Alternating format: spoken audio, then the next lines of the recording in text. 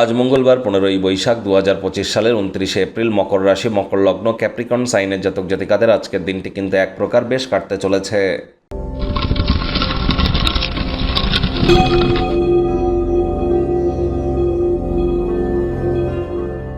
ভিডিওটি শুরুতেই স্ক্রিনে আপনারা দেখতে পাচ্ছেন হনুমানজির প্রণাম মন্ত্র। মনোজবং মারুত্তুল্য বেগং জিতেন্দ্রিয়ং বুদ্ধিমত্তম বরিষ্ঠম বাতাত্ত্বজং বানর্জিত মুখ্যং শ্রীরামোদিতং শরণ্যম প্রপদ্যে। এটি আজ আপনারা স্নান করবার পর পঞ্চমুখী হনুমানজির একটি ছবি দক্ষিণ দিকের বা পূর্ব দিকের দেওয়ালে রাখুন। স্নান করবার পর একটু ধূপ দেখিয়ে প্রথমে সীতা মাইয়া রামজির নাম জপ করুন।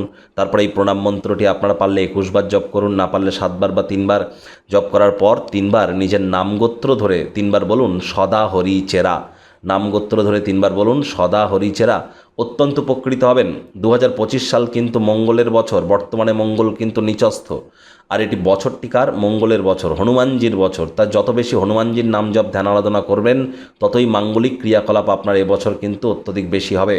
তাই মঙ্গলকে সন্তুষ্ট রাখার জন্য হনুমানজির নাম জপ ধ্যান আরাধনা করুন। রেড বা মেরুন কালারের ড্রেস পরিধান করুন, সাত্ত্বিক জীবনযাপন গ্রহণ করুন। হনুমান মন্দিরে গিয়ে নিজের নামগোত্র ধরে পূজা আপনারা দিতে পারেন, অথবা আপনার শরীরের ওজনের সাথে 10 গুণ করে তত গ্রাম মুসুর ডাল যে কোনো গরিব মানুষকে দান করে দিতে পারেন, ডোনেট করতে পারেন।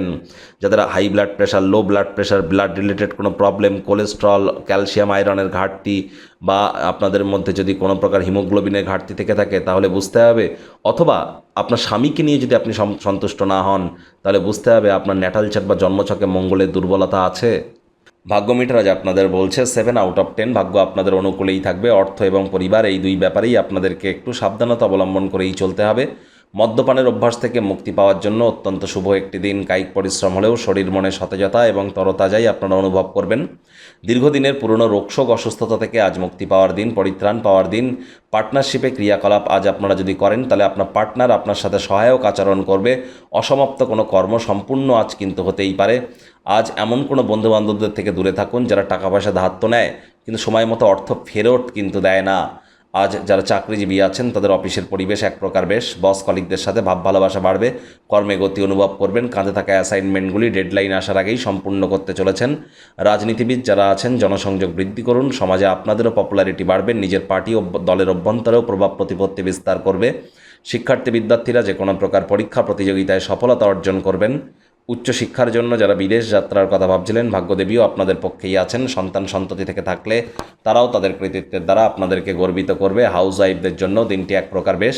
তবে কাজের চাপের কারণে পরিবার বা বন্ধুদেরকে যদি সময় না দিতে পারেন তাহলে মন কিন্তু বিষাদে আচ্ছন্ন হতে পারে। আজ প্রেমিক প্রেমিকা, স্বামী স্ত্রী উভয়ের ক্ষেত্রেই বলবো দিনটিকে যতটা সম্ভব রোম্যান্টিক করে তোলা যায় সেই প্রচেষ্টাই আপনাদের করা উচিত। একে অপরের চোখে চোখ রেখে হারিয়ে যাওয়া উচিত।